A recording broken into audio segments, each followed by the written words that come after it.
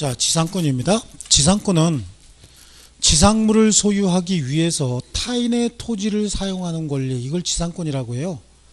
지상물을 소유하기 위해서 타인의 토지를 사용한다. 그러니까 지금 지상권은 용익물권이니까 사용권이잖아요. 그러니까 뭐를 사용한다고 지금 얘기하고 있어요? 토지를 사용한다고 되어 있잖아요. 그러니까 토지를 사용해서 어떻게 하겠대요? 지상물을 소유하겠다는 얘기죠. 지금 앞뒤 말을 한번 뭐뭐 하기 위해서 뭐뭐를 사용한다, 이거부터 할게요. 뭐뭐를 사용한다, 토지를 사용한다. 왜? 지상물을 소유하기 위해서. 그럼 지상물 소유를 위한 권리예요, 토지 사용을 위한 권리예요? 그치, 토지 사용을 위한 권리죠. 그러니까 토지를 먼저 사용권을 취득하고 난 다음에 이 토지 사용권을 가지고 지상물을 소유하겠다는 거예요. 지상물은 여러 가지가 있을 수 있겠죠. 이런 것들이 있을 수 있는데, 먼저 토지 소유자가 갑이면 을이 토지에 대한 사용권으로서 지상권을 먼저 취득하고 그 지상권을 가지고 지상물을 소유하겠다는 겁니다. 그럼 결론적으로 토지 소유자는 갑인데 지상물의 소유자는 을이 됐잖아요. 결론이 되면 토지 소유자와 지상물의 소유자가 달라진다, 그런 얘기죠. 그래요. 이건 토지에 대한 사용권이거든요. 토지에 대한 사용권이고 토지에 대한 권리이기 때문에 지상권 존속기간 중에 혹시 지상물이 멸실됐대요. 지상물이 멸실됐어도 뭐에 대한 사용권이라 그랬죠? 토지에 대한 사용권이라 그랬잖아요. 그러니까 지상물은 멸실되고 난 다음에 다시 만들면 되죠. 지상물 다시 만들면 되는 겁니다. 그래서 토지에 대한 사용권으로서 지상권은 지상물을 소유하기 위한 권리이지만 지상물이 멸실되고 없다라고 하더라도 그 사용권 자체가 소멸하는 건 아닙니다. 그래서 이것도 우리 시험에 답으로 3번 정도가 들어갔어요. 아무것도 아닌 게 3번 정도 정답으로 똑같이 들어갔다라고 하는 건 또 낼 수 있다는 얘기죠.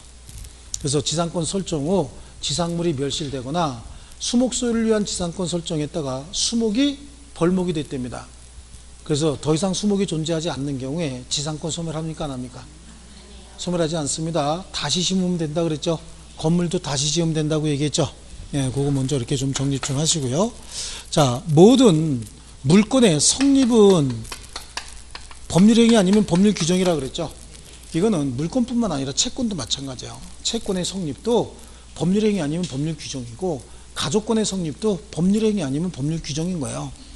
그러면 물권에는 특히 법률행위에 의해서 부동산에 관한 물권이 득실 변경되기 위해서는 186조에서 등기하라고 돼 있고, 법률행위가 아닌 원인 같으면 187조에서 등기 없이 취득하지만 처분할 때는 등기하라고 돼 있죠.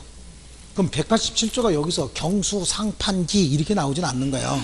그 기타 중에서 뭐가 나오는 거죠? 여기는 법정지상권이나 아니면 관습법상 법정지상권 있잖아요. 네, 요거 이게 나오는 거죠. 그러면 이건 약정지상권이잖아요. 약정지상권은 지상권 설정에 관한 약정이 있어야 되겠죠. 그 지상권 설정 계약을 체결하고 그 내용을 등기하면 되는 거거든요. 그러면 지상권이 성립한다 라고 얘기를 했죠. 이때 지상권을 설정 계약 체결할 때 지료를 어떻게 할 것이냐 라고 하는 거예요. 그 다음에 기간은 어떻게 정할 것이냐, 이런 문제가 생기는 거예요. 이 지료는 유상으로 하든 무상으로 하든 관계없어요. 지료는 지상권의 성립 요건이 아닙니다. 유상이든 무상이든 다 정할 수 있는데, 통상적으로 남의 땅을 빌려 쓰면서 공짜로 쓴다, 그럴 수는 있겠지만 땅 소유자 입장에서는 내 땅을 오랫동안 빌려주면서 공짜로 써라? 이거는 거의 없겠죠. 그래서 대체적으로 유상입니다. 유상인데 무상의 지상권이 있는 경우가 있어요. 무상의 지상권은 지금 갑이 을한테 사실은 돈을 빌려서 저당권을 여기다가 설정을 해줘요. 그럼 이 저당권이 설정이 되면 나대지의 저당권이 설정이 되잖아요. 나대지가 비싸요, 건부지가 비싸요? 나대지가 왜 비싸요? 지가 그래 놓고 또 물어보고 있어. 그렇죠? 나대지가 더 비싼 거예요.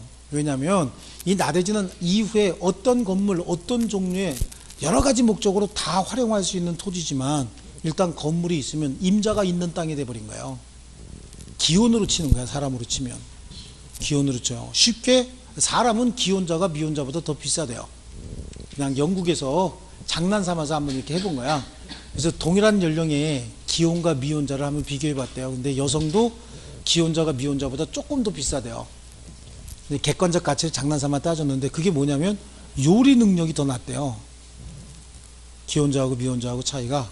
그래서 미혼자가 수입은 기혼자보다 조금 더 평균적으로 많은 것 같은데 미혼자가, 근데 기혼자가 요리하는 능력은 미혼자의 훨씬 더 높대죠. 그래서 요리 능력 때문에 훨씬 조금 비싸대는데 남성은 다르대요. 남성은 기혼하고 미혼하고 기혼자가 한 2배 이상 비싸요.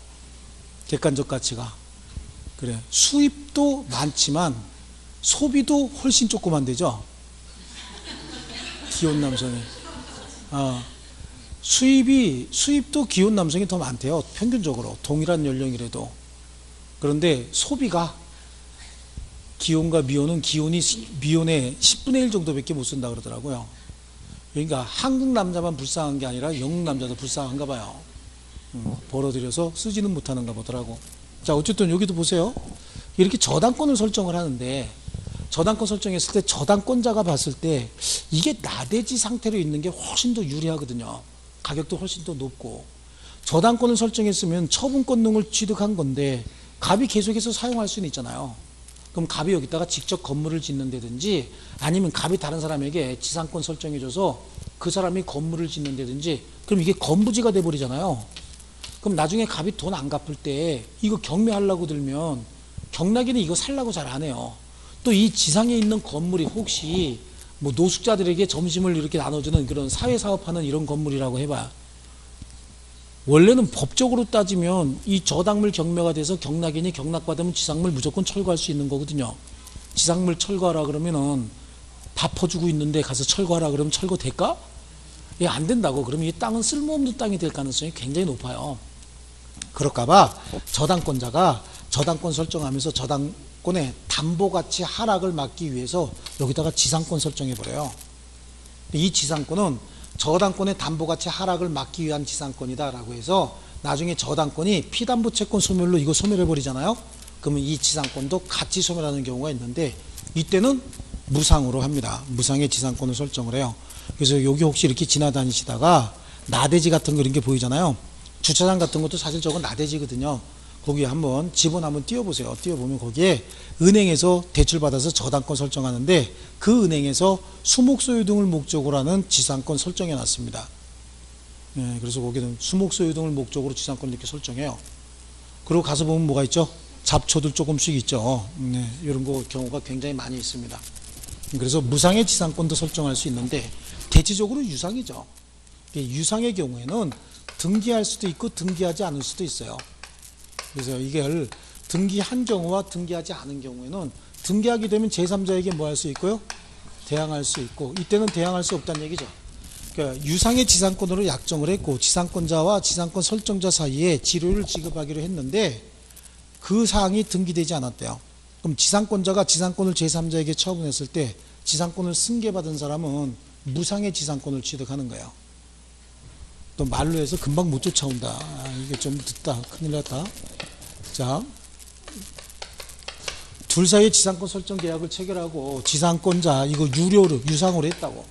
유상으로 했는데 이걸 등기한 경우와 등기하지 않은 경우로 나눠서 등기했으면 지상권이 양도됐을 때 얘한테도 지료 청구할 수 있지만 지상권 유상으로 했는데 등기하지 않았으면 지상권을 승계받은 자에게는 유상의 지상권 청구할 수 없다고. 그럼 얘는 무상의 지상권을 취득한 게 돼버린다고요. 이렇게 하니까 좀 낫네, 눈빛이. 그렇죠. 근데 이제 말로 해도 조금 이렇게 알아들을 정도까지는 좀 되셔야 되는데 하긴 문제풀이까지 들어가야 되겠죠. 무상의 지상권은 저당권의 담보가치 하락을 위해서 무상의 지상권 설정하는 경우가 있고 그때는 이 피담보채권 변제로 저당권이 소멸하게 되면 지상권도 같이 소멸한다고 얘기를 했어요. 그 다음에 지상권의 존속기간은요. 존속기간을 약정해도 되고 존속기간 약정하지 않아도 돼요. 존속기간을 약정했으면 지상물의 구조 종류에 따라서 견고한 건물, 수목소유를 목적으로 할 때는 30년 이상, 기타 건물 목적으로 할 때는 15년 이상, 공작물 소유를 목적으로 할 때는 5년 이상 어디까지 가능한 거죠? 영구까지 가능하다라고 우리 판례가 이렇게 얘기하고 있어요. 존속기간을 약정하지 않은 경우에도 지상물의 구조나 지상물의 종류를 약정했답니다. 그럼 여기 최단기간 적용하면 되는 거죠. 35년 이거 30년 15년 5년 근데 지상물의 구조나 종류도 정하지 않았다. 그럼 가만히 있었다 그런 얘기죠. 한국 사람 가만히 있으면 몇 년? 15년. 중간은 가는 거죠. 이게 중간 거 15년이다. 자, 이게 약정지상권이고 법정지상권은요. 관습법상 법정지상권이 됐던 305조, 366조에 의한 법정지상권이 됐던 일단 출발은 어디예요? 동일인 소유의 토지와 건물이 있는 상태에서 출발했다가 관습법상 기타 처분행위 아니면 뭐 전세권 설정과 법정지상권, 저당물 경매와 법정지상권 다 공이 동일인 소유의 토지 건물이 있다가 나중에 이 결과 이런 거 행사 결과가 보니까 토지 소유자와 건물의 소유자가 달라졌다는 얘기예요. 달라졌으면 토지 소유자는 지상물의 소유자에게 토지에 대한 사용권으로서 지상권 설정해 준 것으로 본다라고 합니다.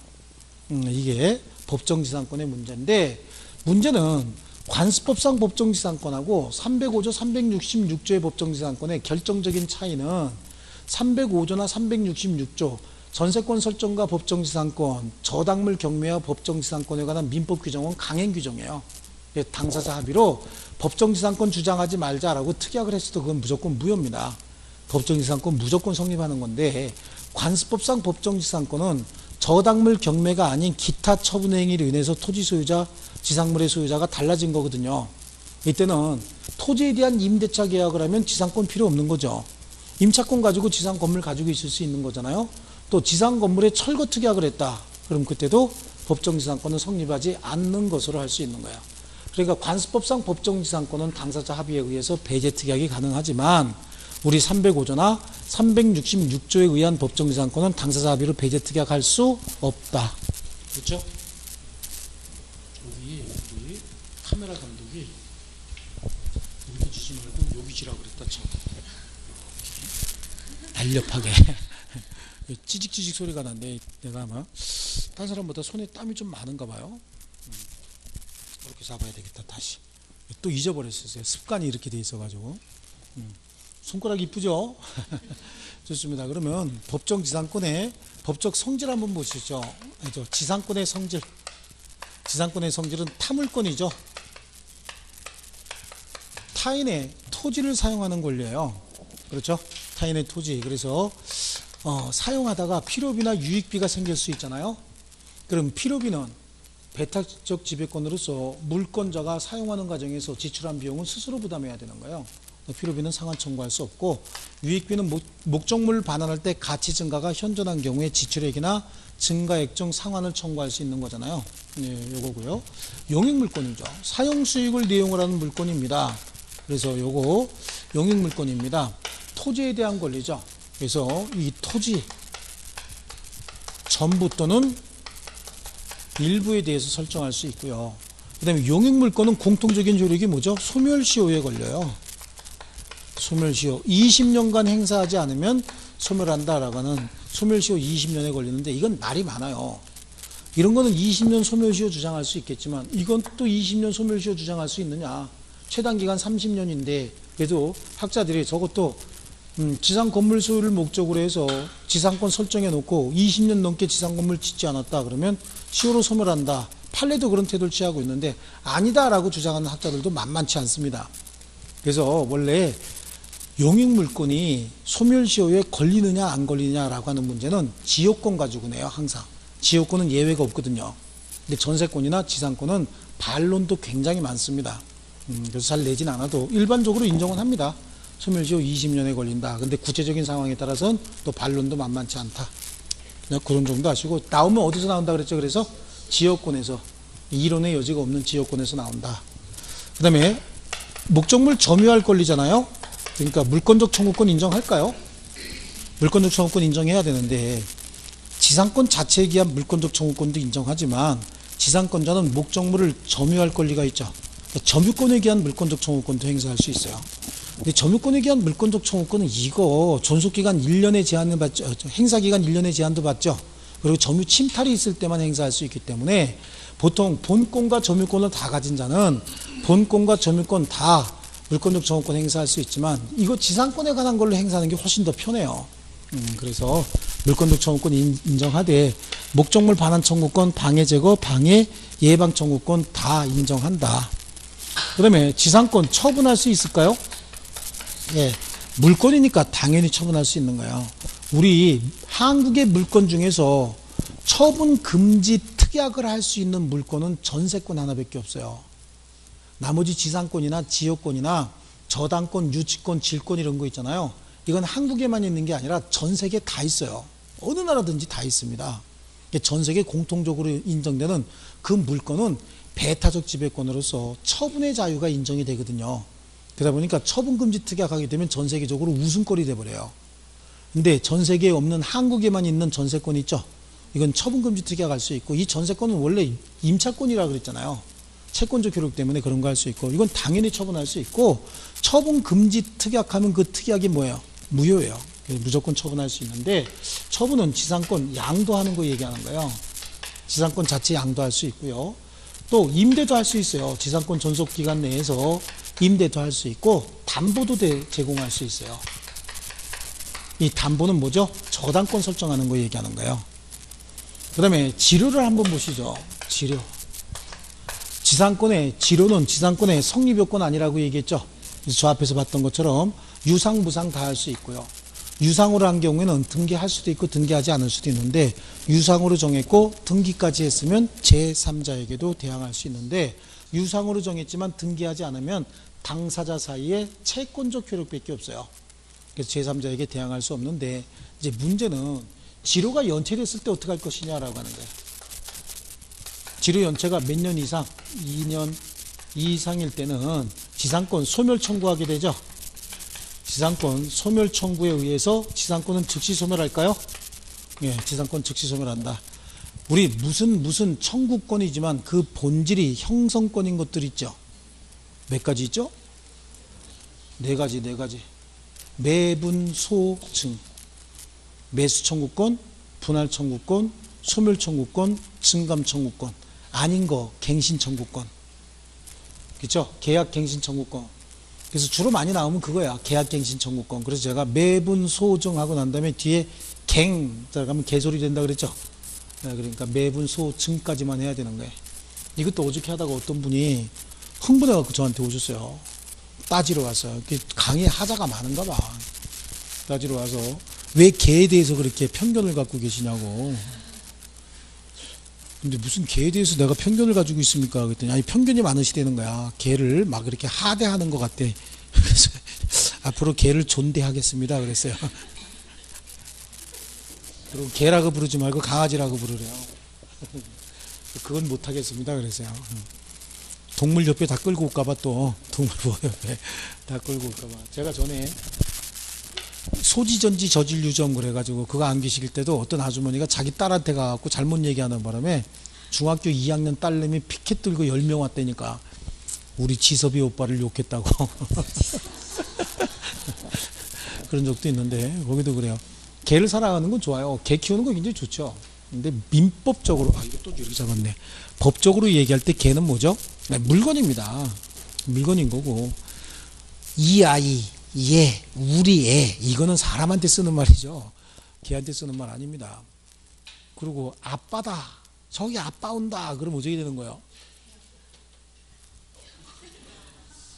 복잡해지고, 족보 굉장히 복잡해집니다.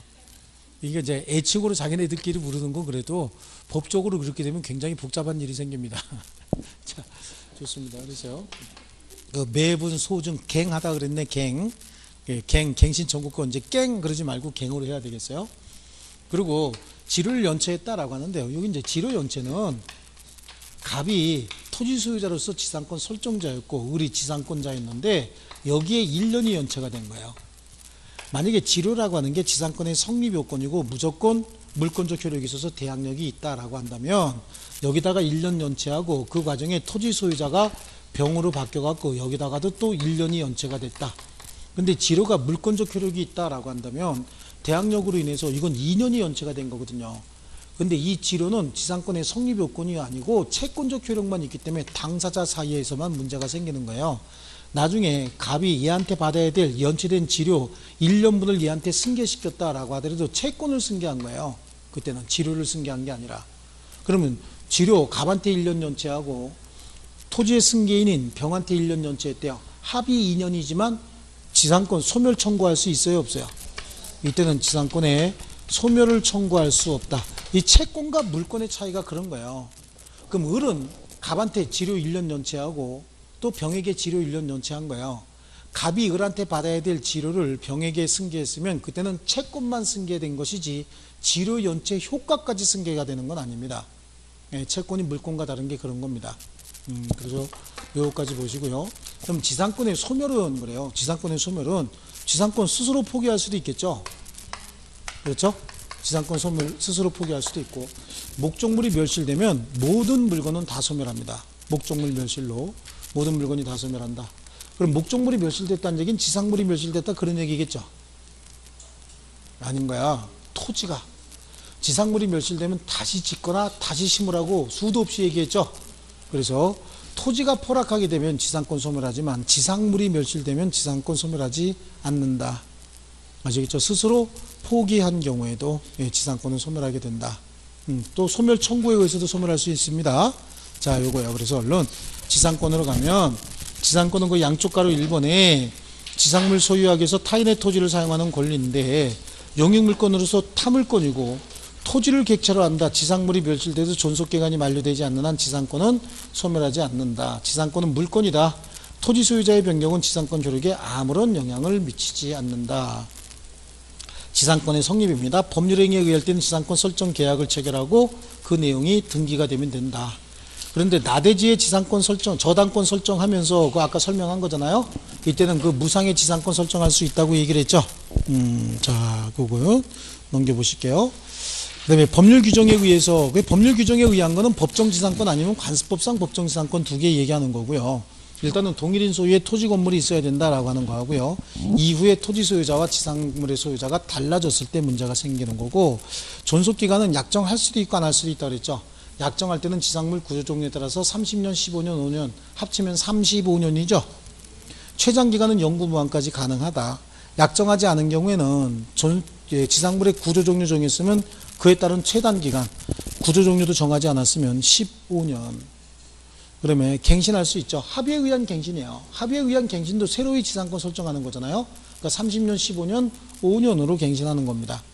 자, 그런데 지상물의 매수 청구권이 여기 있어요. 지상권이 존속기간 만료로 소멸했는데, 여기 갑이 지상권 설정자고 을이 지상권자인데, 지상권이 존속기간 만료로 소멸했대요. 지상권이 존속기간 만료로 소멸했는데 지상물이 현존하고 있다는 거예요. 지상물이 현존하고 있으면 이거 철거해 가기가 이거 쉽지가 않잖아요. 그러니까 이때는 지상권자가 지상권 설정자에게 계약에 갱신을 청구했는데, 지상권자가 혹시 갱신에 응했대요. 그럼 30년, 15년, 5년으로 갱신하면 되죠. 얘가 갱신을 거절해 버렸답니다. 그럼 지상물 매수를 청구해 버릴 수 있고, 이 지상물 매수 청구권은 형성권으로서 매수 청구 당시 시가 상당액으로 매매 계약이 무조건 성립하고 갑은 무조건 매수해야 됩니다. 얼마에 매수해야 돼요? 그쵸, 시가 상당액으로 그냥 무조건 매수하는 겁니다. 자, 이렇게도 할 수 있지만 혹시 을이 지상물을 수거해 가려고 하면 지상권 설정자인 토지 소유자도 요거 매수 청구권 행사할 수 있고, 이것도 일종의 형성권이거든요. 그러다 보니까 지상권자는 특별한 사유가 없으면 거절할 수 없다라고 되어 있습니다. 아시겠죠? 그래서 지상권의 갱신인데, 계약갱신, 그 다음에 지상권자의 갱신 청구권과 매수 청구권 금방 설명드렸죠. 오른쪽 페이지에 매수 청구권은 형성권이다. 매수 청구 당시 시가 상당액으로 매매 계약이 바로 성립하게 된다. 여기서 이제 하나 문제가 나올 수 있는 게 이거예요. 이 지상물이 현존하기만 하면 지상물 매수 청구권 행사할 수 있는 거예요. 이 지상물이 불법 건물이랍니다. 등기가 안 된 미등기 건물이래요. 아니면 토지 소유자에게 효용 가치가 전혀 없는 건물이었다. 그럼 매수 청구권 행사할 수 있어요, 없어요? 있는 거야. 무조건 있는 거야. 그래서 우리 그발 오케이라는 거 있었죠. 거지 발사기 같이 생긴 건물이라도 있기만 하면 무조건 성립한다가 두 가지예요. 법정지상권 아니면 관습법상 법정지상권 하나 하고 지상물 매수 청구권 하나, 두 가지예요. 여긴 그발 오케이, 거지 발사기 같이 생긴 건물이라도 있으면 오케이다. 근데 한번 물어봤어요 내가. 거지 발사기가 뭐요? 어? 거지 발사기가 뭐예요? 보신 적 있어요? 지금 젊은 분들은 모를 거예요. 옛날에는 신을 게 없으니까 그분들은 발에다가 막 넝마 같은 거 이렇게 둘레둘레 감아갖고 노끈 같은 거로 묶어 놓는다고. 언제까지? 날 풀릴 때까지. 한 번 묶으면 풀러 안 풀러? 안 풀리는 거야. 그래서 봄에 풀르면 예술적인 냄새가 나겠죠. 그렇게 생긴 건물이라도 있기만 하면 갱신 청구, 거절, 매수 청구 절차가 진행이 된다고. 이것도 전에 어떤 분이 왜 이렇게 비관적이시냐고, 갱신 청구에 의해서 응하면 어떡할 거냐고. 응하면 갱신하면 되지. 그때 갱신할 때는 지상물에 있으니까 지상물 구조 종류에 따라서 30년, 15년, 5년으로 정하면 되잖아요. 그렇죠. 그 다음에 법적 성질인데 토지에 대해서만 성립하고 타인의 토지에 대한 사용권이죠. 그래요. 그 설정행위로 정한 범위 내에서 배타적으로 사용 수익할 수 있다. 그래서 유익비 상환 청구할 수 있지만 필요비는 상환 청구할 수 없고, 용익물권이니까 소멸시효 20년 물권적 청구권 행사할 수 있다 그랬고, 처분할 수 있다 그랬잖아요. 양도 임대할 수 있는데 이거 반대특약은 무효라고 얘기했죠. 저당권의 목적물이 될 수도 있고요. 지상물 양도와 지상권인데요. 이건 이제 법정지상권이나 관습법상 법정지상권에도 똑같이 적용이 되는데요. 여기 이제 잠깐 요거 볼게요. 여기 법정지상권, 관습법상 법정지상권도 똑같아요. 갑이 을에게 지상권을 설정해줘서 을이 토지 사용권을 가지고 그 이후에 지상 건물을 소유하고 있다가 지상 건물만 병에게 매도를 합니다. 매매를 통해서. 그러면 병은 토지는 아니지만 건물에 대한 소유권 취득해버리죠. 매도해서 소유권 이전 등기까지 했잖아요. 건물만 팔았지 토지에 대한 사용권은 양도했어요, 안 했어요? 안 한 거야. 이건 완전히 전혀 별개의 권리거든요. 그러니까 토지에 대한 사용권으로서 지상권만 양도할 수도 있고, 또 건물에 대한 소유권으로서 분리 양도도 가능하고 같이 양도도 할 수 있어요. 근데 여기는 뭐만 양도했다고요? 건물만 양도한 거예요. 건물만 양도했으니까 토지에 대한 사용권은 아직 취득하지 못한 거죠. 하지만 특별히 반대 특약 없이 건물을 양도하기로 했다 하면 이 건물 소유를 목적으로 한 토지에 대한 사용권인 지상권도 양도하기로 하는 묵시적 합의 정도는 있는 걸로 보는 거예요. 그래서 지상권을 취득하진 않았지만 지상권을 취득할 수 있는 뭐는 갖추고 있다? 지위 정도는 갖추고 있는 겁니다. 그러니까 지위 정도는 갖추고 있으니까 혹시 토지 소유자가 얘한테 지상건물 철거하라라고는 요구할 수 없어요. 그렇죠. 얘는 얘한테 지상권 이전 등기 청구해서 지상권 승계받으면 되는 거죠. 다만 얘한테 뭐는 줘야 되는 거죠? 지료는 돌려줘야 되는 거야. 지상권 없이, 토지에 대한 사용권 없이 타인의 토지를 사실상 사용하고 있지만 아직 지상권은 취득하지 못했다 하지만 취득할 수 있는 지위는 있으니까 사용권을 배제하진 않으되 그 사용에 대한 대가로서 지료 정도는 반환해 줘야 된다. 부당이득으로서 줘야 된다. 네, 그 설명이 나와 있고요. 지료는 지상권 성립 요소는 아니지만 약정한 경우엔 등기할 수 있고, 등기하게 되면 제3자에게 대항도 가능하고, 지상권의 소멸입니다. 지상권의 소멸. 소멸 사유는 물권의 일반적 소멸 사유, 그 다음에 특유의 소멸 사유는 뭐죠? 지상권 설정자의 지상권 소멸 청구죠. 몇 년 이상? 2년 이상 지료 연체. 예, 지료가 2년 이상 연체가 됐대요. 그런데 제가 말씀드린 거 요거 있었죠. 토지 소유자가 바뀌는 과정에서 전 소유자에게 1년, 그 다음에 새로운 소유자에게 1년. 이때 새로운 소유자는 자신에게 2년 이상의 연체가 없는 한 지상권 소멸 청구할 수 없는 겁니다. 자, 그리고 지상권 스스로 포기할 수 있고, 존속기간 만료로 인한 경우에도 지상권 소멸할 수 있습니다. 지상권이 소멸하게 되면 지상권자는 지상물 수거할 권리도 있고 수거 의무도 있어요. 또 지상권자 및 지상권 설정자의 매수 청구권도 가능하죠. 지상권자 매수 청구권 갱신 청구 먼저 하고 거절하면 그때 매수 청구권 행사할 수 있고, 지상권 설정자는 그냥 바로 매수 청구권 행사하고 특별한 사정이 없는 한 거절할 수 없다. 아시겠죠? 예, 요거.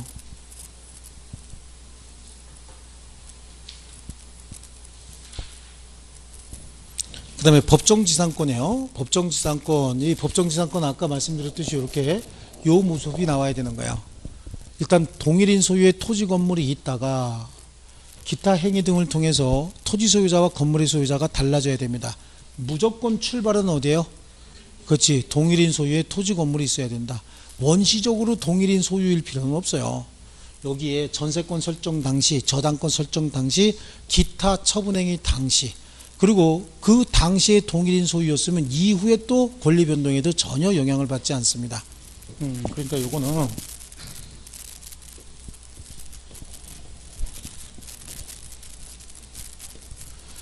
자, 세 가지 유형이 있죠.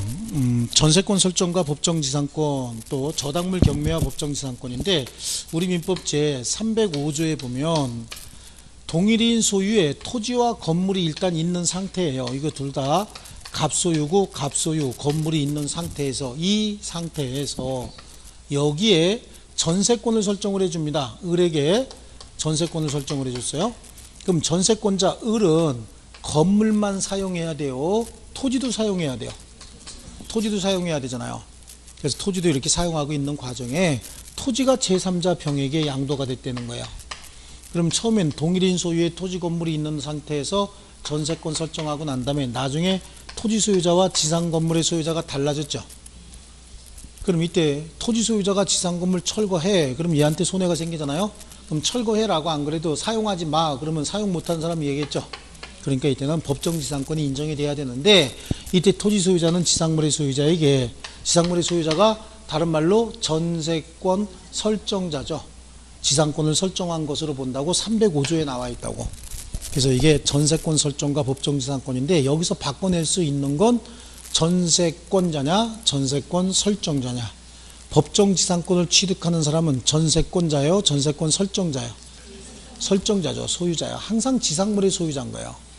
여기는 이 사람이 지상물의 소유자겠죠. 예? 이 사람이 무슨 지상물의 소유자예요? 이 사람이 지상물의 소유자지. 그러니까 전세권자가 아니고 누구? 전세권 설정자가 법정지상권을 취득하는데 지료 어떻게 할 거냐는 얘기예요. 약정지상권은 합의로 지료를 결정하지만 법정지상권의 경우에는 토지 소유자 의사와 관계없이 법정지상권이 성립했죠. 그러니까 지료는 당사자 합의로 정하되 합의가 성립되지 않으면 당사자 청구에 의해서 법원에서 정해준다. 원칙이 유상이란 뜻이에요. 법원에서 지료 결정을 했는데 2년간 연체하게 되면 소멸 청구에 의해서 소멸을 하는 거야. 이거는 법원에서 지료를 결정해 줬을 때 문제가 되는 거예요. 근데 법원에서 지료를 결정한 바가 없다는 거예요. 당사자가 청구하지 않았대요. 그러면 지상권자가 지료를 낼 근거가 없죠. 그럼 2년 동안 지료 내지 않았다라고 해서 지료 연체가 있었다고 볼 수는 없는 거죠. 이게 305조의 법정지상권이고요. 366조의 법정지상권도 거의 비슷한데 이건 저당물 경매와 법정지상권이라고 얘기를 해요. 저당물 경매는 동일인 소유의 토지와 건물이 있었고 이 상태에서 여기에 저당권이 설정이 되든 여기에 저당권이 설정이 되든 설정이 됩니다.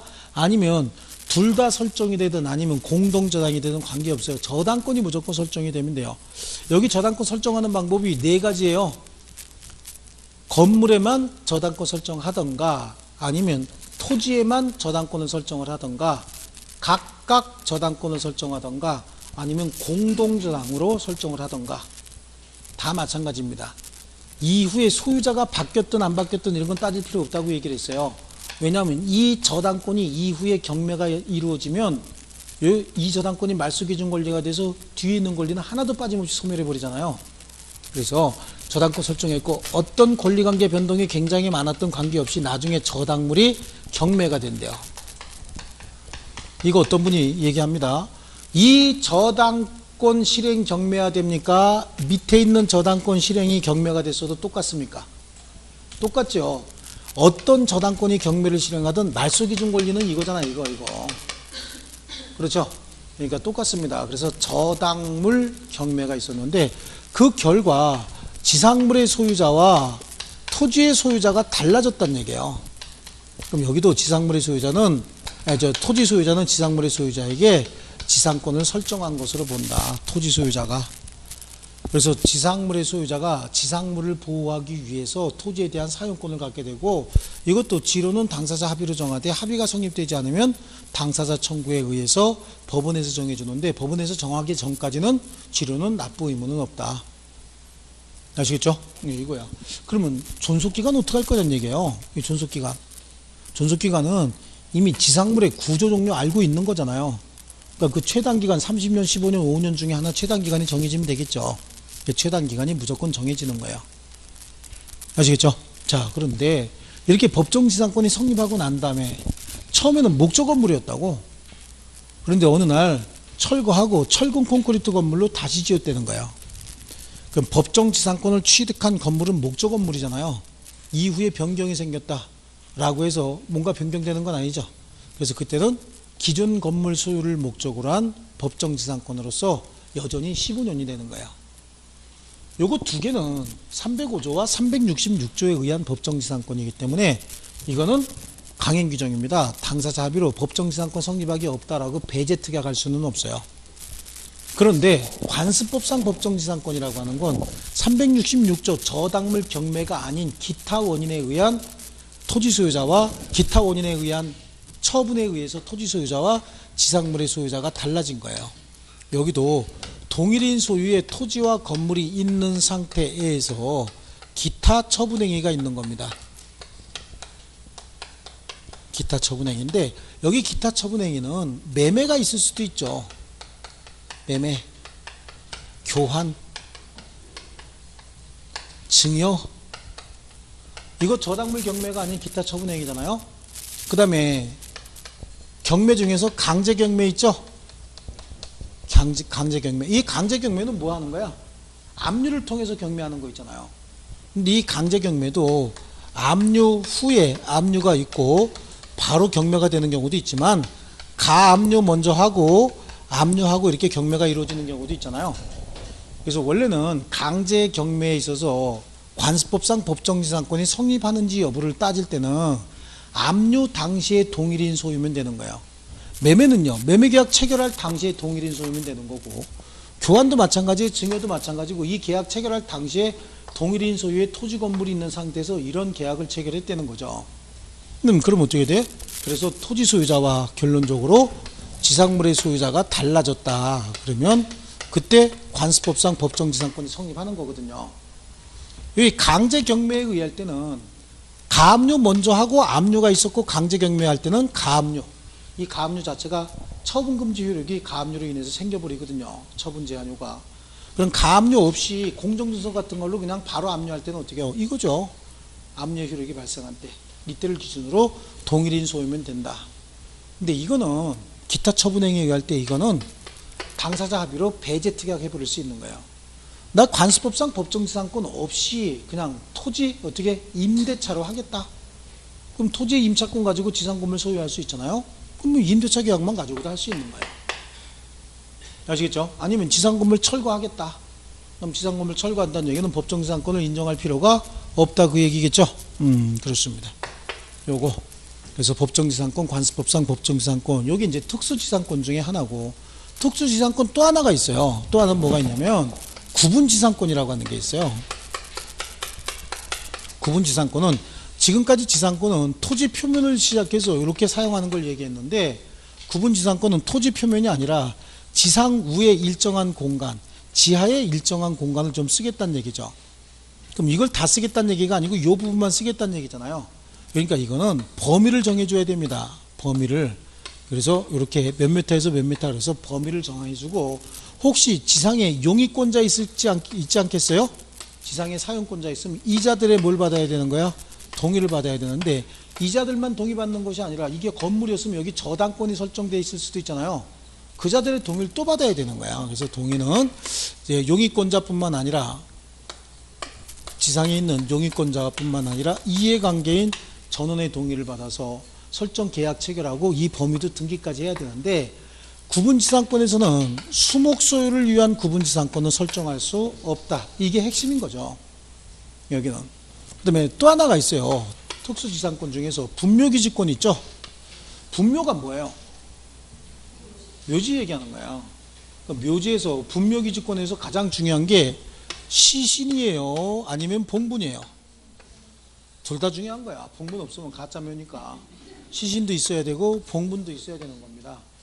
그래서 분묘기지권을 취득하는 방법은 자기 토지에다가 분묘를 설치하고 이 분묘를 어떻게 할 건지 특별한 약정 없이 토지를 처분해버리면 분묘기지권 바로 취득하는 것이고, 타인의 토지에다가 분묘를 설치하는데 타인의 토지에다가 분묘를 설치하는 방법은 그 토지 소유자 승낙을 얻어서 분묘를 설치하게 되면 바로 분묘기지권을 취득하는 거예요. 토지 소유자 승낙 없이도 조용히 분묘를 설치했답니다. 그래서 평온하고 공연하게 몇 년? 20년이 지났다. 그럼 분묘기지권 시효 취득하는데 등기 없이 시효 취득하는 이유가 봉분이 있기 때문에 그래요. 분묘가 있다라고 하는 걸 공시했기 때문에 그렇죠. 이렇게 분묘기지권을 취득하게 되면 분묘기지권의 범위를 어디까지 볼 것이냐. 이 분묘기지권의 범위는 분묘 자체에 국한되지 주위의 빈 땅까지 미치는 건 아닌데, 어쩌다가 한 번씩 수호 봉사를 위해서 주위의 빈 땅을 쓸 필요가 있다. 그럼 주위의 빈 땅까지도 사용할 수 있는 게, 늘 주위의 빈 땅을 쓰는 게 아니에요. 분묘기지권은 그 분묘 자체에 국한이 되는 거야. 필요에 따라서 주위의 빈 땅을 써야 될 때는 그 빈 땅도 쓸 수 있는데, 이게 이제 분묘기지권의 효력범위다 라고 얘기를 합니다. 그럼 이건 존속기간 얼마로 해야 될 거냐. 존속기간은 수호와 봉사가 계속되는 한 존속기간도 제한은 전혀 없어요. 그럼 수호와 봉사가 계속되는지는 뭘 가지고 판단해요? 에? 어떤 분이 때를 깎느냐 안 깎느냐라고 하는데, 우리 집안은 때 안 깎는다 그러면 어떡할 거예요? 그래요. 그러면 1년에 몇 번씩 가야지 수호 봉사가 계속되는 거예요? 그런 것도 없어. 우리는 10년에 한 번씩 가는 집안이야. 그러면 10년에 한 번씩 가도 이거는 수호 봉사가 계속되는 거야. 집안 내력에 따라서. 그러니까 이게 분묘기지권 한 번 생기면 정말로 골치 아파요. 이거 없애기 진짜 힘들어요. 자, 그래서 얼른 가면요, 이제 법정지상권이죠. 전세권자 보호를 위한 법정지상권은 거기 305조 제1항의 두 번째 줄 전세권 설정자, 이거 잘 기억하시면 되는 거예요. 아시겠죠? 네, 그 다음에 저당물 경매와 법정지상권이에요. 오른쪽에 저당물 경매로 인해서 토지와 지상건물이 다른 소유자에 속한 경우에 127페이지입니다.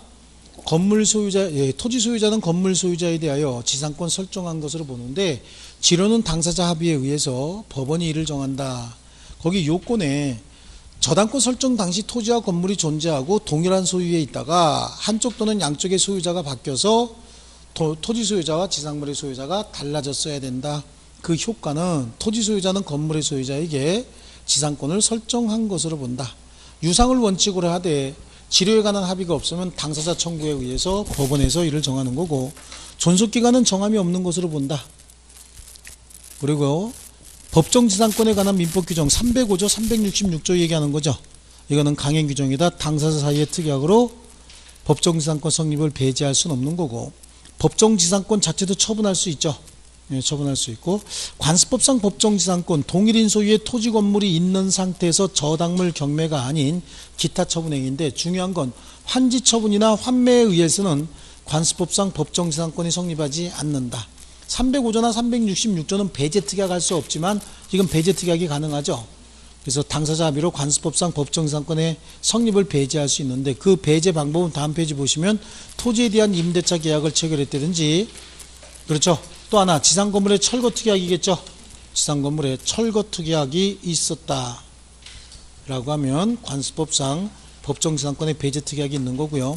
일반 지상권하고 똑같고 존속기간도 기간을 정하지 않은 것으로 봅니다. 자, 그리고 토지 또는 건물이 양도된 경우에 효력이다라고 하는데, 아까 건물이 양도된 거는 우리 봤어요. 지상권이 설정되어 있는 상태에서 지상 건물만 양도가 됐다는 거예요. 그럼 그 양수인은 지상 건물에 대한 소유권을 취득했지 토지 사용권은 취득하지 못했다고 얘기했잖아요. 다만 토지의 사용권을 취득할 수 있는 지위는 갖추고 있다고 얘기했죠. 그러니까 토지 소유자가 그 지상물의 소유자에게 철거 청구할 수 없다고 얘기했어요. 또 관습법상 법정지상권이나 법정지상권은 원래 등기 없이 취득하는 거잖아요. 제3자에게 대항하기 위해서는 등기가 필요합니까? 필요 없습니까? 제3자에게 대항하기 위해서도 등기 필요 없어요. 그래서 토지 소유자가 바뀌어버렸다는 거야. 토지 소유자가 바뀌었으면 새로운 토지 소유자에게 법정지상권이나 관습법상 법정지상권으로 대항하기 위해서는 등기가 필요합니까? 등기 없이도 대항할 수 있습니까? 등기 없이도 대항할 수 있다 이거죠. 좋습니다. 자, 그거 지금 이렇게 봤고요. 자, 11번 한번 볼게요. 오른쪽에 있는 판례 11번이요. 법정지상권이 성립한 후 건물이 증개축되거나 신축된 경우에도 법정지상권은 인정이 되지만 그 법정지상권의 범위는 구 건물을 기준으로 판단한다죠. 아까 이제 잠깐 봤던 거고요. 자, 그 다음에 구분지상권입니다. 구분지상권은 지상, 지하 공간의 상하 범위를 설정을 하는데 중요한 건 그 다음에요.